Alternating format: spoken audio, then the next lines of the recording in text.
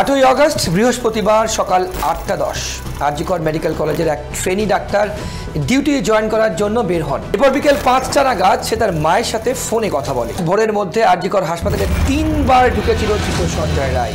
পরিবারের সাথে শেষ কথা বলা ছিল 9ই আগস্ট মধ্যরাত সঞ্জয় রায়। কিন্তু কি ঘটেছিল ওই 40 মিনিটে?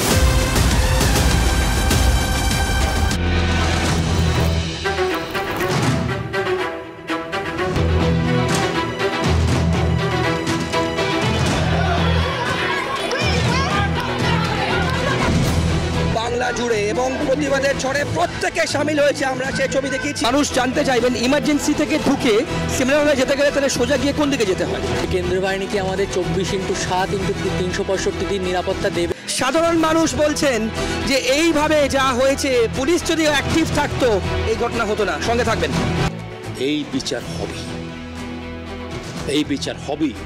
আর এটাকে দমন করার জন্য একটা বড় অ্যান্টি রেপ আইনের দরকার। একজন ভদ্রলোক আমাকে ব্যাড টাচ করছেন, তখন মারতে মারতে আমরা 2-3 জন ওকে মহিলারা নিচে নামালাম, তখন দেখলাম ওর প্যান্টটা ভিজে। এবার ভেবে দেখুন।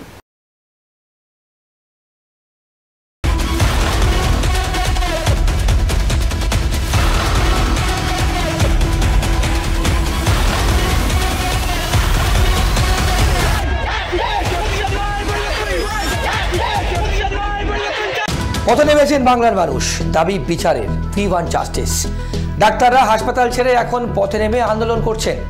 দাবি হাসপাতালের মহিলা ডাক্তাররা নিরাপদ নয়, তাদের নিরাপত্তা সুনিশ্চিত করতে হবে। অগাস্টের 9 তারিখের গভীর রাত, যখন প্রায় আমরা সকলেই ঘুমিয়ে আছি, কিন্তু এই অন্ধকার রাতেও কারো কারো জেগে থাকতে হয়। আমার আপনার জন্য জেগে থাকতে হয়। আমাদের শরীর খারাপ হলে সারিয়ে তোলার জন্য তারা ডাক্তার, যারা আমাদের জন্য দিন রাত নিয়োজিত রয়েছেন। আর তাদের মধ্যেই এক ডাক্তারের সাথে 9ই আগস্টের রাতে ঘটে যায় এক নৃশংস ঘটনা। কলকাতার সবচেয়ে নামী হাসপাতালগুলোর মধ্যে একটি হলো আরজিকর মেডিকেল কলেজ হাসপাতাল। সেখানকার এক লেডি ডাক্তারকে গণধর্ষণ করে খুন করার অভিযোগ ওঠে। যদিও এই ঘটনা গণধর্ষণের নাকি ধর্ষণের তা এখনো পরিষ্কার নয়, তবে এই ঘটনায় তোলপাড় হয়ে যায় গোটা রাজ্য। এই খুনের ঘটনায় নৃশংসতা এত ভয়ঙ্কর ছিল যে নির্যাতিতা লেডি ডাক্তারের মৃত শরীরে থাকা আঘাতের বর্ণনা দিতে গিয়ে অন্যান্য ডাক্তাররা কেঁদে ফেলেন। ভাবুন একবার, এ কোন সমাজে বাস করছি আমরা, যেখানে মানুষরূপী শিকারীরা ঘুরে বেড়াচ্ছে আইনের নাকের ডগায়। এই ঘটনায় অভিযুক্ত সঞ্জয় রায় একজন সিভিক ভলেন্টিয়ার, যে ঘোরাফেরা করত কলকাতা পুলিশের সামনে। যে সঞ্জয় রায় 4টি বিয়ে করেছেন, 3 জন বিবাহিত স্ত্রীর ওপর অত্যাচার করার অভিযোগ রয়েছে তার জন্য। এমন একজন অভিযুক্ত সিভিক ভলেন্টিয়ার হয়ে ঘুরে বেড়াচ্ছিল শহর কলকাতায়, যার কাছে ক্ষমতা ছিল কলকাতার নামী সরকারি হাসপাতালের সেমিনার রুম পর্যন্ত পৌঁছে যাওয়ার। এরপর ঘটে এমন ভয়াবহ দুর্ঘটনা। পুরো ঘটনাকে কিভাবে ঘটল চলুন শুরু থেকে দেখি। নমস্কার, আপনারা দেখছেন ট্রাইব টিভি বাংলা এর বিশেষ অনুষ্ঠান কি বলছে বাংলা। আপনাদের সঙ্গে আমার নাম শান্তনু। 8ই আগস্ট বৃহস্পতিবার সকাল 8:10 আরজিকর মেডিকেল কলেজের এক ট্রেনি ডাক্তার ডিউটি জয়েন করার জন্য বের হন। 8ই আগস্টের গোটা দিন ওই লেডি ডাক্তারের কাছে ছিল একেবারে অন্যান্য দিনের মতোই। সেদিন সে ওপিডি থেকে নিজের ডিউটি করে। এরপর বিকেল 5টা নাগাদ সে তার মায়ের সাথে ফোনে কথা বলে। বিকেলে ফোনে কথা বলার সময় ওই লেডি ডাক্তার তার মাকে জানায় ফোন রেখে একবার তাকে রাউন্ডে যেতে হবে, অর্থাৎ হাসপাতালের রাউন্ডে যেতে হবে। 8ই আগস্ট রাত থেকে 9ই আগস্ট ভোরের মধ্যে আরজিকর হাসপাতালে 3বার ঢুকেছিল ধৃত সঞ্জয় রায়। 8ই আগস্ট সন্ধ্যে 6টা সিবিআই সূত্রের দাবি সঞ্জয় প্রথমবার হাসপাতালে ঢুকেছিল। তবে একা নয়, তার সঙ্গে ছিল সৌরভ নামে আর এক সিভিক ভলেন্টিয়ার। রাত 11টা সঞ্জয় রায় নামে অভিযুক্ত সিভিক ভলেন্টিয়ার ওই রাতে দ্বিতীয়বার আরজিকর মেডিকেল কলেজ হাসপাতালে আবারও প্রবেশ করে। রাত 11:15 ওই ট্রেনি ডাক্তার তার মাকে আরও একবার ফোন করে। সে এবারেও খুব স্বাভাবিকভাবেই কথা বলে তার মায়ের সঙ্গে। ওই লেডি ডাক্তার তার মাকে ফোনে বলে সে রাতের খাবার খাচ্ছে, তার বাবা মাও যেন রাতে খেয়ে ঘুমিয়ে পড়ে। এটাই তার পরিবারের সাথে শেষ কথা বলা ছিল ওই ট্রেনি ডাক্তারের। সংবাদ সংস্থাকে দেওয়া সাক্ষাৎকারে সেই দিনের খানিকটা এইরকম বর্ণনা দেন নির্যাতিতার বাবা ও মা। রাত 11:30 অভিযুক্ত সিভিক ভলেন্টিয়ার সঞ্জয় রায় হাসপাতাল থেকে বেরিয়ে যায়। কিন্তু সূত্রের দাবি ওই সময় ওই সিভিক ভলেন্টিয়ার হাসপাতাল থেকে বেরিয়ে নিষিদ্ধ পল্লীতে গিয়ে মদ্যপান করেছিল। এদিকে রাতে খাওয়ার পর আবারও ডিউটি করতে শুরু করে ওই লেডি ডাক্তার। 9 আগস্ট মধ্যরাত 1টার কাছাকাছি আবারও আরজিকর মেডিকেল কলেজ হাসপাতালে প্রবেশ করে ওই অভিযুক্ত সিভিক ভলেন্টিয়ার সঞ্জয় রায়। রাত 2টোয় ওই লেডি ডাক্তার ডিউটি সেরে মাত্র 2-3 ঘন্টার জন্য মেডিকেল কলেজের সেমিনার হলে ঘুমোতে যায়। 36 ঘন্টা ডিউটি করার পর এমনই দাবি বিভিন্ন রিপোর্টে। আর সেই সময় হাসপাতালের মধ্যেই ছিল অভিযুক্ত সিভিক ভলেন্টিয়ার সঞ্জয়। এর কিছুক্ষণ পর ওই সিভিক ভলেন্টিয়ার সঞ্জয় সেমিনার রুমে প্রবেশ করে। সিসিটিভি ফুটেজেও সেমিনার রুমের আশপাশে সঞ্জয়ের গতিবিধির প্রমাণ পাওয়া গেছে বলে দাবি করা হচ্ছে। অভিযুক্ত সঞ্জয় প্রায় 40 মিনিট সেমিনার রুমে থাকার পর ভোর 4:37 কাছাকাছি হাসপাতাল থেকে বেরিয়ে আসে। হাসপাতাল থেকে বেরিয়ে অভিযুক্ত সিভিক ভলেন্টিয়ার সঞ্জয় পুলিশ ব্যারাকে গিয়ে ঘুমিয়ে পড়ে। কিন্তু কি ঘটেছিল ওই 40 মিনিটে? তার সম্ভাব্য বর্ণনা উঠে এসেছে ওই ট্রেনি ডাক্তারের ময়না তদন্তের রিপোর্টে। সারা শরীরে বিভিন্ন স্থানে আঘাতের চিহ্ন, শরীরের বাইরে 16টি আঘাত, ভেতরে 8টির বেশি আঘাত, ঠোঁট ফেটে রক্ত রয়েছে, গলা টিপে ধরার চিহ্ন, গালে আঘাত ছিল, চোখে চশমা ভেঙে ফুটে রক্ত বের হওয়ার আঘাত, আঙুলে আঘাত, মাথা, নাক, চোয়াল, চিবুক, কাঁধ, হাঁটু, হাত এবং কোড়ালিতে ক্ষত চিহ্ন, গোপনাঙ্গে আঘাত এবং রক্তের চিহ্ন। গোপনাঙ্গে 151 গ্রাম স্টিকি লিকুইড পাওয়া যায়। ফুসফুস ও শরীরের অন্যান্য অংশে রক্ত জমাট বাঁধার চিহ্ন নির্যাতিতার শরীরে পাওয়া গেছে বলে ময়না তদন্তের রিপোর্টে দাবি। এই পোস্টমর্টম রিপোর্টের নৃশংসতার প্রমাণগুলোকে গল্পের মতো সাজালে যে পাশবিক নির্যাতনের চিত্র উঠে আসবে তা জানলে গায়ে কাঁটা দিয়ে উঠবে যে কোনো মানুষের। চলুন বোঝার চেষ্টা করি সেই রাতে সম্ভবত কি ঘটেছিল অভয়ার সাথে। 9 আগস্ট সকাল 10:53 নির্যাতিতা ডাক্তারের মায়ের কাছে প্রথম ফোন আসে আরজিকর হাসপাতাল থেকে। যে ফোন করে উল্টো দিক থেকে এক ব্যক্তি বলে, আমি আরজিকর হাসপাতাল থেকে বলছি, আপনার মেয়ে অসুস্থ। এরপরই ওই ব্যক্তি ফোনটি কেটে দেয়। এরপর নির্যাতিতার মা আবার ফোন করলে উল্টো দিক থেকে একজন বলে, আমি ডাক্তার নই, ডাক্তার বলবেন কি হয়েছে, আপনারা হাসপাতালে আসুন। এরপর নির্যাতিতার মা হাসপাতালের উদ্দেশ্যে রওনা দেয়। রাস্তায় নির্যাতিতার মা আবারও ফোন করলে উল্টো দিক থেকে আসা এক ব্যক্তি বলেন, আমি অ্যাসিস্ট্যান্ট সুপার বলছি, আপনার মেয়ে আত্মহত্যা করেছে। এরপর নির্যাতিতার মা হাসপাতালে পৌঁছলে ওনাকে বসিয়ে রাখা হয়। দুপুর 3টে প্রথমবার নিজের মৃত সন্তানকে দেখার সুযোগ পান নির্যাতিতার মা। তিনি দেখলেন তার মেয়ে চাদর দিয়ে জড়ানো রয়েছে, মুখ, চোখের আঘাত থেকে রক্ত বেরোচ্ছে। তিনি নিজের মেয়েকে এই অবস্থায় দেখে বলেন, তার মেয়ে আত্মহত্যা করেনি, তাকে খুন করা হয়েছে। এরপর মামলা দায়ের হলে তদন্তে নামে কলকাতা পুলিশ। সিবিআইয়ের হাতে তদন্ত যাওয়ার পর তদন্তে কতটা গতি এসেছে তার এখনো পরিষ্কার হয়নি। সিবিআই দফায় দফায় জিজ্ঞাসাবাদ জারি রেখেছে। আরজিকর মেডিকেল কলেজের প্রাক্তন অধ্যক্ষ সন্দীপ ঘোষকে জিজ্ঞাসাবাদ করে একাধিকবার ডেকে পাঠায় আরও বেশ কয়েকজনকে। এদিকে অপরাধীর দ্রুত শাস্তির দাবিতে পথে নেমে আন্দোলন জারি রেখেছে জুনিয়র ডাক্তাররা। আর এই নৃশংস ঘটনা নিয়ে আরজিকরের একজন জুনিয়র ডাক্তার কি বললেন আম জনতা আপনাদের সামনে।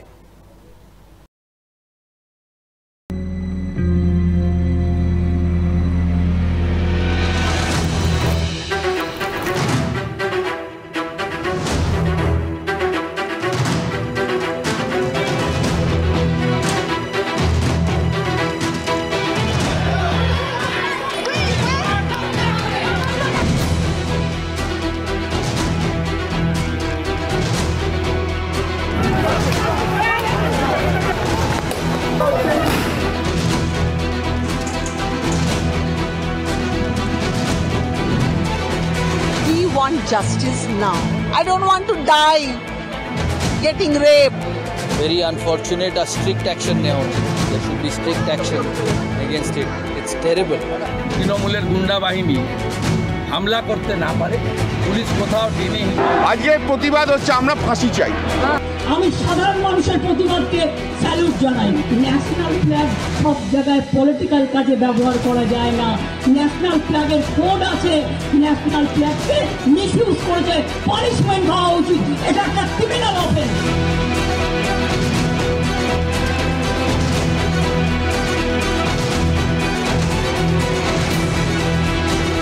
বলছে বাংলায় এই মুহূর্তে গ্রাউন্ড জিরোয় কিন্তু আমরা দাঁড়িয়ে রয়েছি, অর্থাৎ প্লেস অফ অকারেন্স বলতে যা বোঝায় আরজিকর হসপিটালের ভেতর। এবং আমার পেছনেই আপনারা দেখতে পাচ্ছেন সেই ইমার্জেন্সি লেখা, অর্থাৎ এখানে কিন্তু ইমার্জেন্সি লেখা। এবার এখানে কিন্তু তাণ্ডব হয়েছিল 14 আগস্ট 14ই আগস্ট রাত্রেবেলায়। এবং আমরা আরজিকরে এই মুহূর্তে দাঁড়িয়ে রয়েছি, অর্থাৎ যেখানে ঘটনা ঘটেছে, অর্থাৎ এর ভেতরে ইমার্জেন্সি দিয়েও কিন্তু সেমিনার হলে যাওয়া যায়। এবং ইতিমধ্যেই উই ওয়ান্ট জাস্টিস নিয়ে কিন্তু গোটা দেশ, কলকাতা পশ্চিমবঙ্গ তো আছেই, গোটা দেশ কিন্তু এখন একটাই শব্দ বলছে, উই ওয়ান্ট জাস্টিস। সেটা নিয়ে কিন্তু কি বলছে বাংলায় আমাদের এই পর্বের এই এপিসোডে আমরা আপনাদের সামনে তুলে ধরবো যে কী হয়েছিল এক্স্যাক্টলি সেদিনকে। এবং আমরা যেখানে দাঁড়িয়ে রয়েছি এই মুহূর্তে, আমি শুভজিৎকে রিকোয়েস্ট করবো আরও একবার দেখানোর জন্য ইন ডেপথ। এবং যেখানে 14ই আগস্ট ভাঙচুর করা হয়েছিল এবং এখনো পর্যন্ত কিন্তু কারা ভাঙচুর করেছিল সেই জিনিস এখনও না পারে, এখন জানা না গেলেও এখনও কিন্তু একটা বিগ কোয়েশ্চেন মার্ক। দেখতে পাচ্ছেন সেই ছবি আমরা আপনাদের সামনে তুলে ধরছি ট্রাইফ টিভি বাংলার পর্দায়। কি বলছে বাংলায়? এদিকে আন্দোলন মঞ্চ, যেখানে ডাক্তাররা কিন্তু আন্দোলনে আছেন এবং জুনিয়র ডাক্তাররা আছে, তাদের একটাই ডিমান্ড, তাদের একটাই কথা, উই ওয়ান্ট জাস্টিস। আমরা কথা বলবো সাধারণ মানুষদের সঙ্গে। এই ঘটনা, এই নারকীয় ঘটনা সবাইকে নাড়িয়ে দিয়ে গেছে, অর্থাৎ গোটা দেশ, সারা বিশ্ব জুড়ে কিন্তু এর প্রতিবাদ চলছে। সেই ছবিও আপনারা দেখেছেন এবং সবার মনে একটাই প্রশ্ন, দোষী যেন দোষীরা যেন শাস্তি পায়। আমরা পাবলিক কি বলছে, সাধারণ মানুষ কি বলছেন, এবং সেদিনকে যিনি নির্যাতিতা তার যারা কলিগ ছিলেন তারা কি বলছেন, তাদের কি বক্তব্য। এবং ডক্টর সন্দীপ ঘোষ, যাকে নিয়ে তোলপাড়, এখনো পর্যন্ত জেরার পর জেরা করছে কিন্তু সিবিআই, এখনো পর্যন্ত কিন্তু ব্রেক থ্রু পায়নি। তাকে নিয়েও এখানে প্রচুর কমপ্লেন, যারা এখানকার জুনিয়র ডাক্তারে কি বলছেন সবটাই আমরা আপনাদের সামনে তুলে ধরবো, সঙ্গে থাকবেন। প্রতিবাদের ঝড় উঠেছে কিন্তু বাংলা জুড়ে এবং প্রতিবাদের ঝড়ে প্রত্যেকে সামিল হয়েছে। আমরা সেই ছবি দেখিয়েছি, আমরা প্রত্যেকে জানি, প্রত্যেকের মুখে কিন্তু একটাই কথা, উই ওয়ান্ট জাস্টিস। আর কেনই বা চাইবে না? যে নৃশংস হিলেরিয়াস ক্রাইম হয়েছে তার বিরুদ্ধে কিন্তু গোটা বাংলা গর্জাচ্ছে। এবং আমরা কি বলছে বাংলায় আমরা আপনাদের সামনে তুলে ধরবো, বাংলার মানুষজন কি বলছেন এই জঘন্যতম অপরাধ নিয়ে। এবং ইতিমধ্যেই কিন্তু দেখছেন প্রতিবাদের ঝড়। 14 আগস্ট অর্থাৎ 14ই আগস্ট রাত্রিবেলায় আমরা একজন জুনিয়র ডক্টর, তার অভিজ্ঞতা কি আমরা আপনাদের সামনে বাংলার সামনে তুলে ধরবো। বলো এক্স্যাক্টলি এখানে যা চলছে, তোমার অভিজ্ঞতা থেকে আন্দোলন প্রায় যত দিন যাচ্ছে এখনো পর্যন্ত কিন্তু শুধুমাত্র একজনকেই অ্যারেস্ট করা সম্ভব হয়েছে, কি বলবে? দেখুন, এই আন্দোলনটা আমরা অনেক কষ্ট করে, অনেক স্ট্রাগল করে এখানে গড়ে তুলতে পেরেছি। কারণ এই কলেজের মধ্যে এতদিন ধরে আমাদের যে ex principal sir doctor Sandip Ghosh, তার প্রিন্সিপাল, সে যখন প্রিন্সিপাল ছিলেন তখন এখানে একটা অটোক্রেটিক এনভায়রনমেন্ট ছিল। কারণ সেখানে সাধারণ অটোক্রেটিক এনভায়রনমেন্ট ছিল, কি কি সমস্যা ছিল এবং আমরা এখনো ইনভেস্টিগেশনে আছে বলে আমরা সব রিভিল করতে পারবো না, কিন্তু কি কি এক্স্যাক্টলি ছিল বলে তুমি মনে করো অ্যাজ এ স্টুডেন্ট? কারণ সাধারণ ছাত্রছাত্রীদের একজন প্রিন্সিপালের সাথে কথা বলার কিন্তু কোনো দরজা খোলা ছিল না। আমরা জানি যে একজন প্রিন্সিপাল সেই কলেজের অভিভাবক, তাহলে ছাত্রছাত্রীদের সমস্যা শুনে সেটাকে অ্যাড্রেস করার দায় প্রিন্সিপালের। কিন্তু আমরা অ্যাজ এ স্টুডেন্ট যখন স্যারের সাথে কথা বলতে গেছি, আমরা কিন্তু দরজার সামনে 2 লেয়ার সিকিউরিটি গার্ড পেয়েছি, স্যারের সাথে আমরা কখনো মুখোমুখি কথা বলতে পারিনি। আপনারা হয়তো জানবেন অনেকে যে এই বছরই 2024 সালে কলেজে যে হাউস স্টাফশিপ রিক্রুটমেন্ট হয় সেখানে একটা বিশাল বড় করাপশন হয়েছিল। সেখানে মেরিট লিস্ট প্রকাশ না করেই রিক্রুটমেন্ট লিস্ট পার হয়ে গিয়েছিল। আমরা যখন সেই বিষয়টা নিয়ে স্যারের সাথে কথা বলতে যাই যে এটা কী করে হতে পারে, তখন কিন্তু স্যার আমাদের সাথে কথা বলেননি। তারপরে আমরা স্বাস্থ্য ভবনে যাই, তারপরে সেখান থেকে স্বাস্থ্য ভবন থেকে অর্ডার দেওয়া হয় মেরিট লিস্ট বার করার জন্য। পরে যখন একটা ব্যাকডেটেড মেরিট লিস্ট বার হয় তখন আমরা দেখতে পাই যে যারা র্যাঙ্ক ভালো করেছে, যারা টপ র্যাঙ্কার, তারা চান্স পায়নি, যারা র্যাঙ্ক বেশি করেছে, পিছনের দিকে আছে, তারা চান্স পেয়ে গেছে। এইটা কেন হলো এই বিষয়ে কিন্তু আমরা সদুত্তর কোনো পাইনি। বাড়ির মতো এখানে আমরা রাত্রেবেলা থাকি, এখানে ঘোরাফেরা করি, সেখানে যদি এরকম একটা নৃশংস ঘটনা ঘটতে পারে তাহলে আমরা কোথায় সেফ? ফার্স্টেই যে প্রশ্নটা এসেছে তাহলে আমাদের কি হবে? আমরা সিকিউরিটি নেই বলছো, কোনো সেফটি নেই। কোনো সেফটি নেই। এবং তারপরে দেখুন যখন আমরা প্রোটেস্ট করছি সেই প্রোটেস্টের মুহূর্ত আমাদের উপরে কীভাবে অ্যাটাক হলো রাত্রেবেলা হঠাৎ করে। তখন আমি এই সামনেই দাঁড়িয়েছিলাম, যখন মবটা ভেঙে ঢুকছে তখন আমি এই সামনেই দাঁড়িয়েছিলাম, মানে আমাকে দৌড়ে পালাতে হয়েছিল। আর সেমিনার হল ইমার্জেন্সি দিয়ে গিয়ে কিন্তু 4 তলায় যেতে হয়। তুমি একটু দেখাও কোন দিকে কীভাবে যায়, আর মানুষ জানতে চাইবেন ইমার্জেন্সি থেকে ঢুকে সেমিনার হলে যেতে গেলে তাহলে সোজা গিয়ে কোন দিকে যেতে হয়? থেকে ঢুকে আপনি এখান থেকে বাদিকে গিয়ে এখানে সিঁড়ি আছে, সেই সিঁড়ি থেকে উঠে যেতে হয়। এবং আমরা যারা এখানে প্রত্যক্ষদর্শী ছিল তারা এটা প্রত্যক্ষ করেছে যে হুলিগানস ঢুকেছিল তারা মোটিভেটেডভাবে প্রথমেই এদিকে ঢুকে যায়। মানে আন্দোলন মঞ্চে কিছু ভাঙচুর হয়েছে কিন্তু মোটিভেটেডলি তারা এখানে ঢুকে যায়। কি তাদের টার্গেট ছিল তুমি বলতে চাইছো সেমিনার হল হবে পুরোপুরি অর্গানাইজড ভাবে প্রি প্ল্যান্ড হবে, তাদের টার্গেট করে সেমিনার হলে ঢুকতে হবে এবং সেটাকে ভাঙতে হবে, এই উদ্দেশ্য নিয়ে কিন্তু তারা ঢুকেছিল। কিছু লোককে বলতে শোনা গেছে যে সেমিনার হলে চল, সেমিনার হলে চল, মানে পুরোপুরি এভিডেন্স টেম্পার করার জন্য এখানে এই হামলাটা হয়েছিল বলে আমরা মনে করি। এটা ডিসক্রাইব করার ভাষা হারিয়ে ফেলেছি, ভোকাবুলারি আমার কিছু নেই। মানে যা ঘটেছে আমাদের দিদির সাথে অত্যন্ত ধিক্কারজনক ও ন্যাক্কারজনক ঘটনা, এটা যেন আর কারোর সাথে কোনোদিনও কোথাও না ঘটে। অলরেডি সুপ্রিম কোর্ট ইন্টারফেয়ার করেছে আমরা জানি, সিবিআই কিন্তু অল আউট গিয়ে চেষ্টা করছে, যদিও এখনো পর্যন্ত শুধু একজনই অ্যারেস্টেড, আপনারা জানেন সেটা।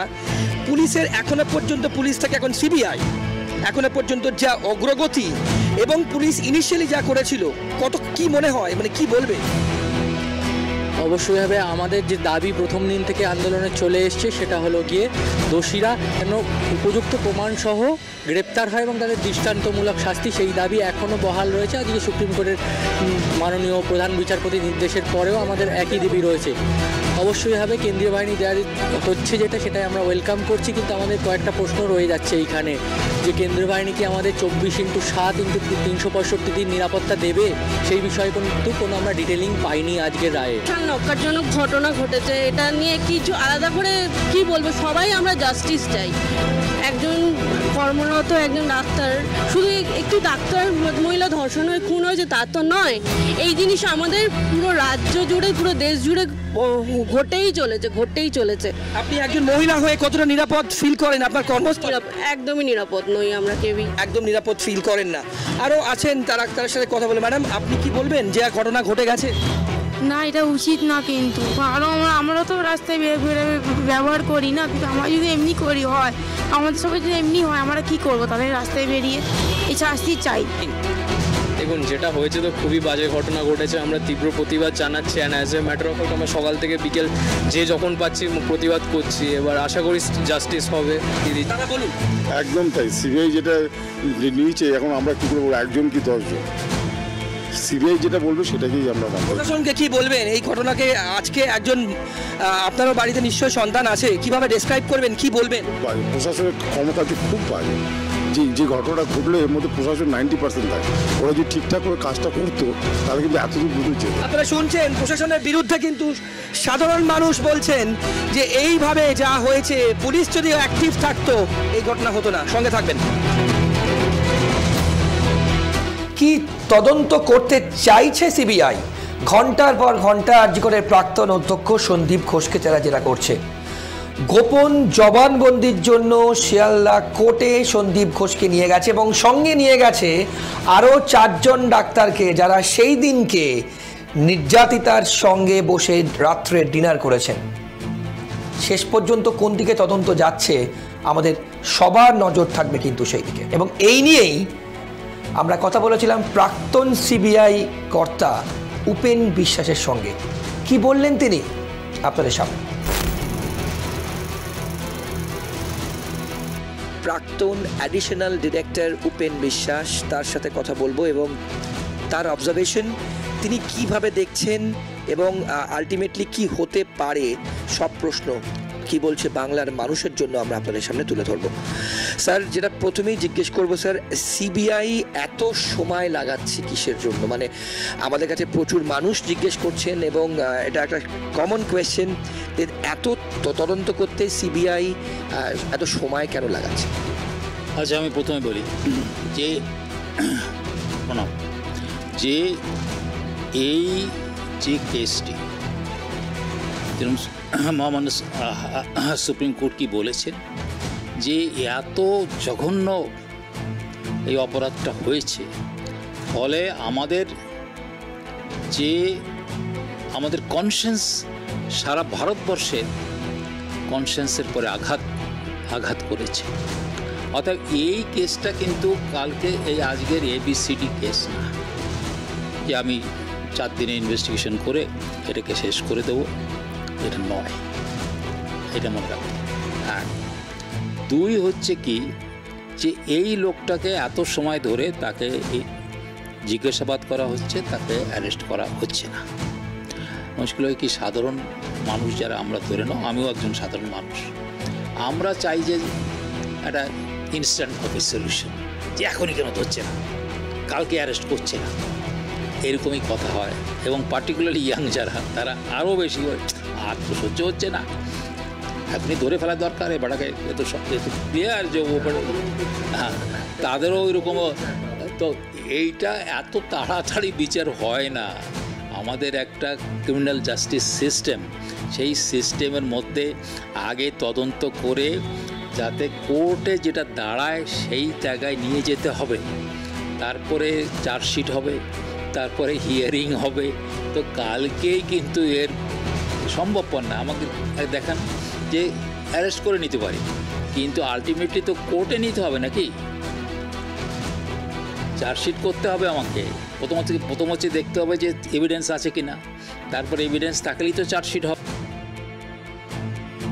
পোস্টমর্টম রিপোর্টটা কিন্তু ঠিক মনে হচ্ছে, এবং কেউ কিন্তু পোস্টমর্টম রিপোর্টকে, পোস্টমর্টম কখন করা হয়েছে সেটা নিয়ে প্রশ্ন করছে না, যে তোমরা পোস্টমর্টম রিপোর্টের পরে FIR করতে যাচ্ছ,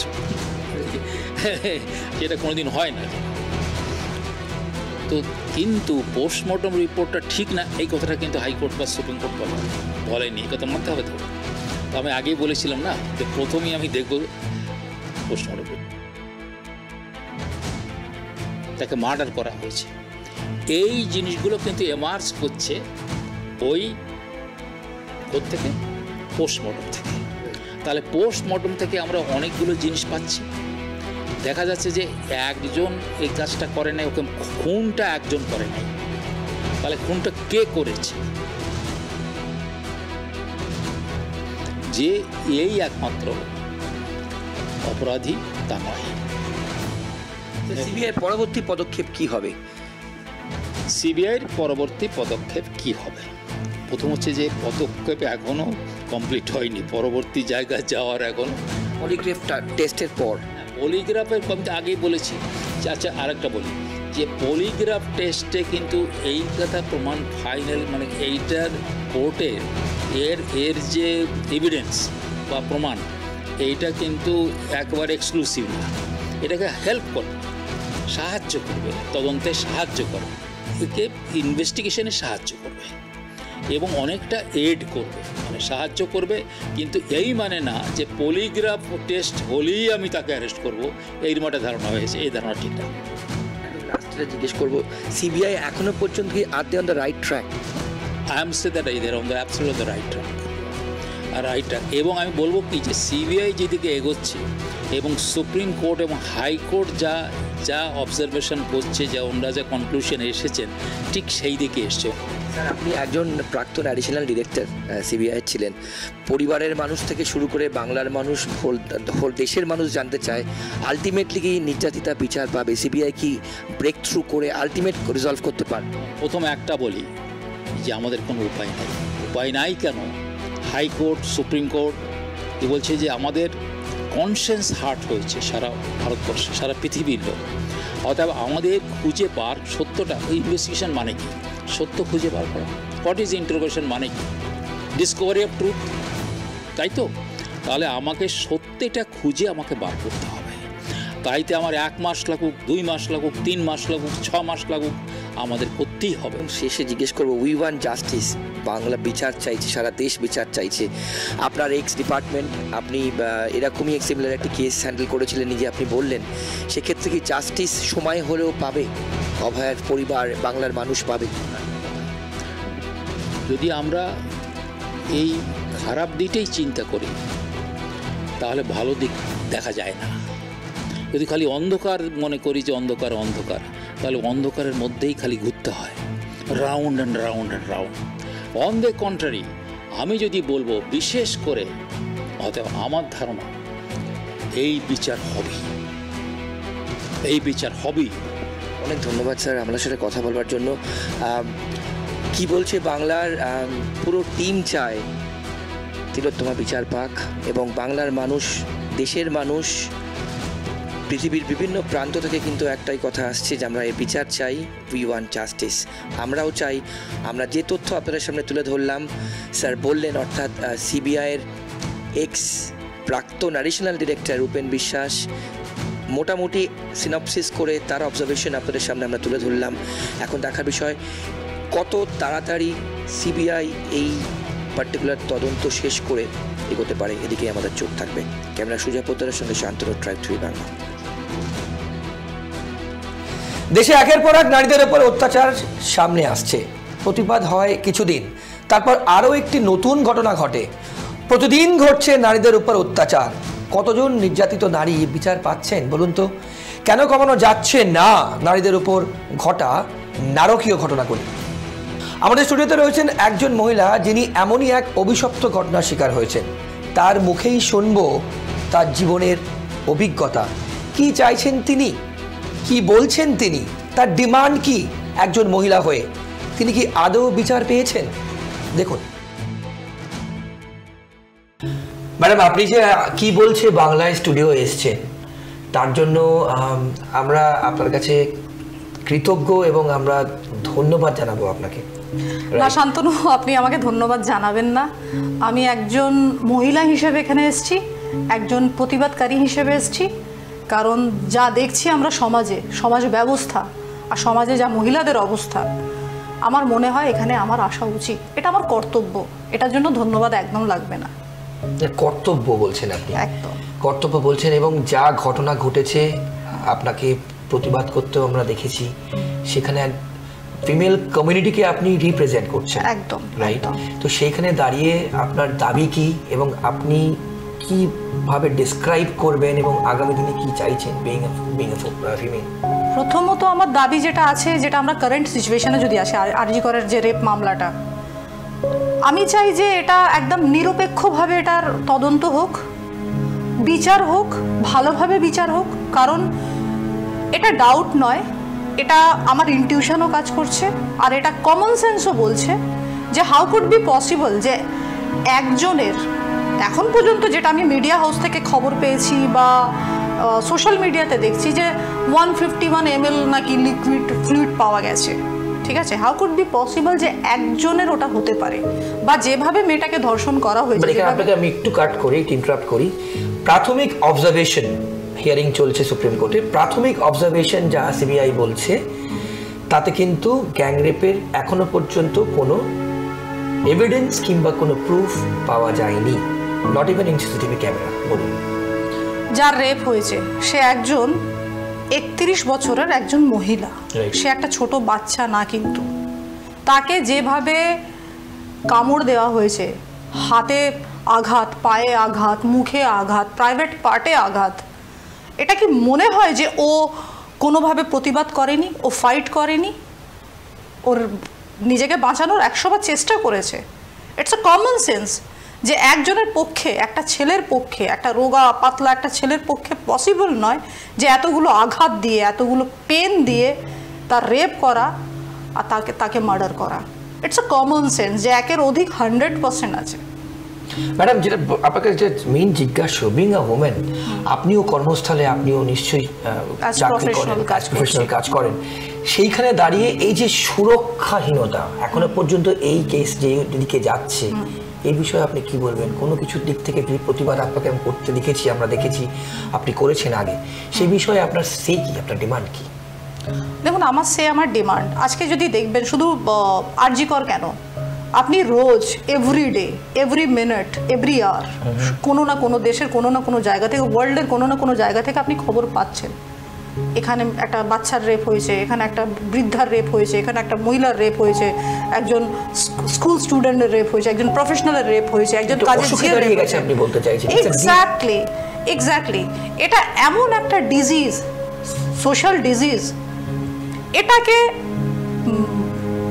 কিওর করা যাবে না, এটাকে দমন করতে হবে।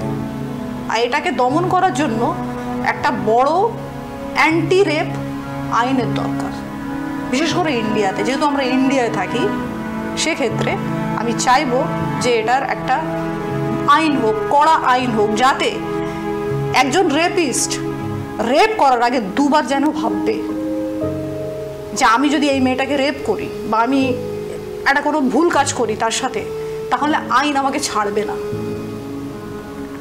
সেই আমার একটাই দাবি যে একটা কড়া একটা আইন আনা হোক, যেটাতে এই ব্যাধিটা, সামাজিক ব্যাধিটা যাতে একদমের জন্য নির্মূল করা যাক।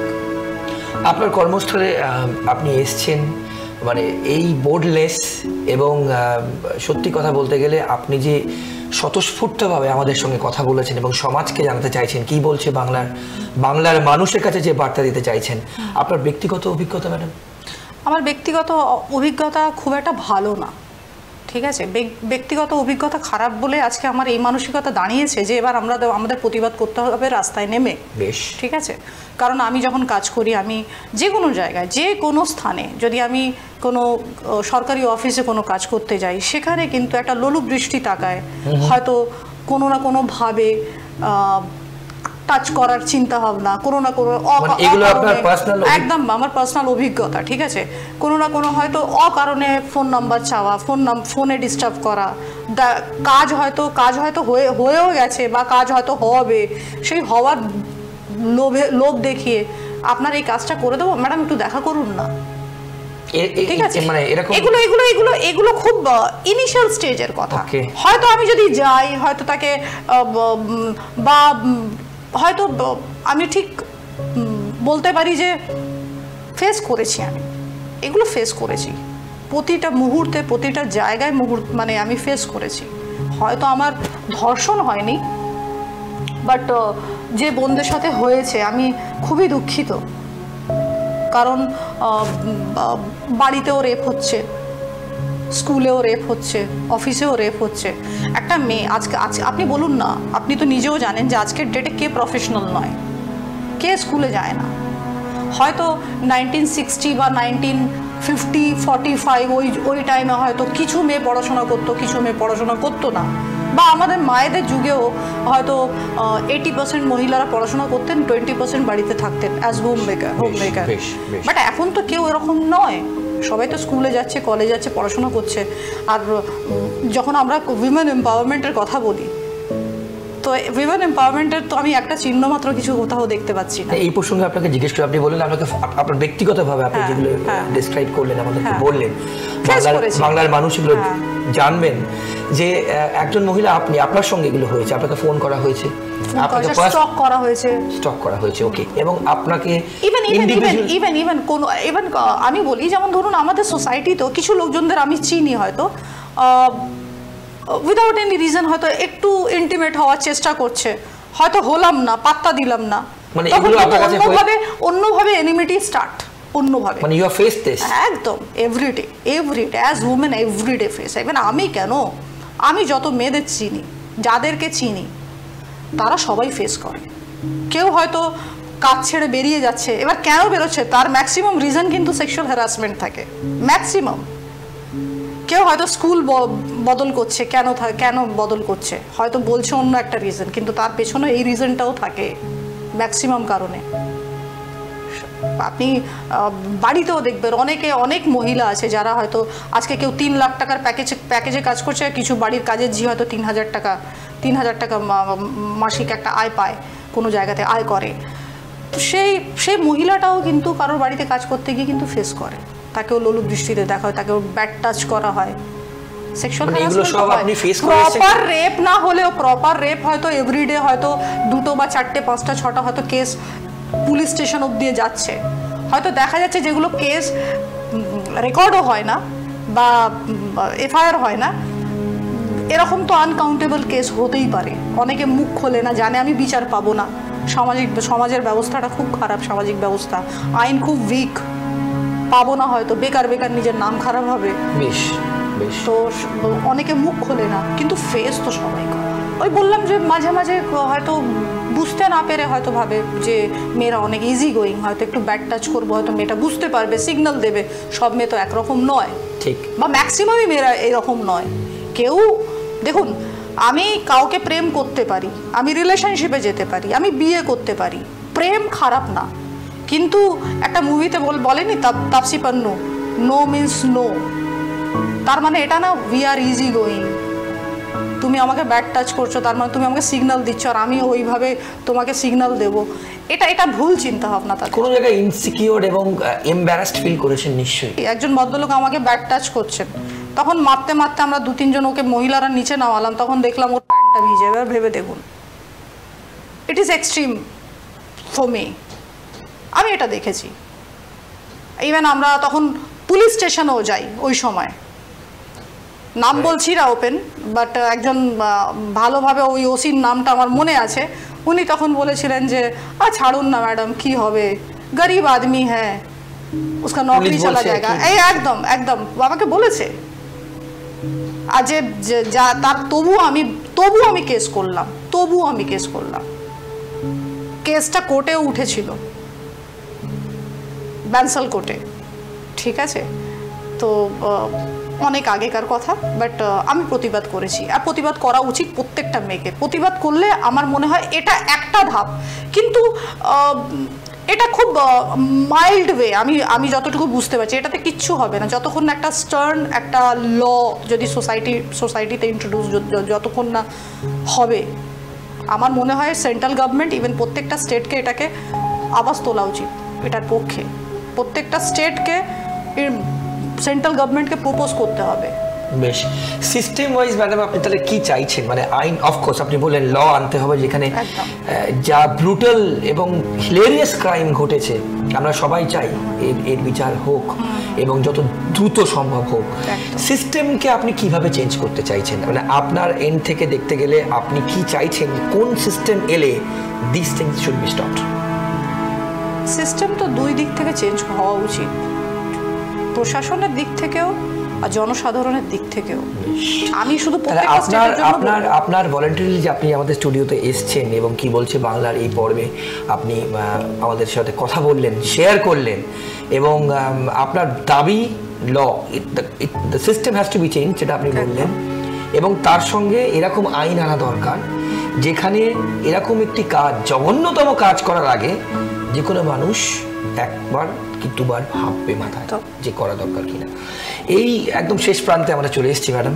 শেষ আমি যেটা জানতে চাইবো আপনার থেকে, প্রতিবাদ কি চলবে? We want justice. একদম, উই ওয়ান্ট জাস্টিস। কতদিন চলবে? যতক্ষণ না আমরা বিচার পাবো, কারণ আসল কালপ্রিট লুকিয়ে আছে, এটুকু তো বুঝি। কমন সেন্স বলে, এতটুকু বিদ্যা আছে বোঝার। কোনো জায়গায় কি ভাটা পড়বে না যে স্বতঃস্ফূর্ততা এবং যত মানুষ মহিলাদের দেখেছি আমরা, সব সংবাদ মাধ্যমে দেখেছে যেভাবে তারা জনজোয়ার আরো বাড়বে জনজোয়ার। একদম শেষ প্রশ্ন করবো ম্যাডাম, ওমেন কমিউনিটিকে আপনার মেসেজ? ওমেন কমিউনিটিকে এইটুকু আমার মেসেজ দেব যে আপনারা 2024-এ বাঁচছেন, ভিক্ষা না নিয়ে নিজের পায়ে দাঁড়ান, ফাইট ব্যাক, ফাইট করুন। সেটা লাইভলিহুডের জন্য, পেটের জন্য, বা সমাজের ভুল সিস্টেমের এগেনস্টে, বাট ফাইট করুন, ফাইট ব্যাক। বেশ, অনেক ধন্যবাদ আপনাকে আপনার সময়ের জন্য ওয়ান্স অ্যাগেন, এবং ফর সিকিউরিটি রিজনস, এবং আপনার পরিচয় আমরা রিভিল করতে পারবো না, কিন্তু আপনার এই প্রতিবাদ, আপনার এই স্বতঃস্ফূর্ততা এবং আপনার এই সময় আমরা কৃতজ্ঞ আপনার কাছে, এবং আগামী দিনে এই বিচার হোক, খুব তাড়াতাড়ি হোক, এটাই আমরা চাইবো, এবং তিলোত্তমা বিচার পাক, এটাই আমাদের সবার চাওয়া, এবং খুব তাড়াতাড়ি পাক, এর দিকেই আমাদের নজর থাকবে। কারণ আলটিমেটলি আমরা মানুষ, বিবেক বোধ আছে, চাইবো সে বিচার পাক। অনেক ধন্যবাদ, নমস্কার। দ্রুত বিচার না হওয়ায় কি অপরাধীরা ভয় পাচ্ছে না? কেন কমানো গেল না নারীদের উপর অত্যাচার? প্রশ্নটা এই মুহূর্তে খুব গুরুত্বপূর্ণ। এটা নিয়ে ভাবতে হবে আমাদের সকলকে, নয়তো আমার আপনার বাড়ির মেয়েরা সুরক্ষিতভাবে বাঁচতে পারবে না এই সমাজে। আজ এখানেই শেষ করছি। কি বলছে বাংলা? আরও অন্যান্য আপডেটের জন্য আপনাদের নজর থাকুক শুধুমাত্র ট্রাইব টিভি বাংলার পর্দায়।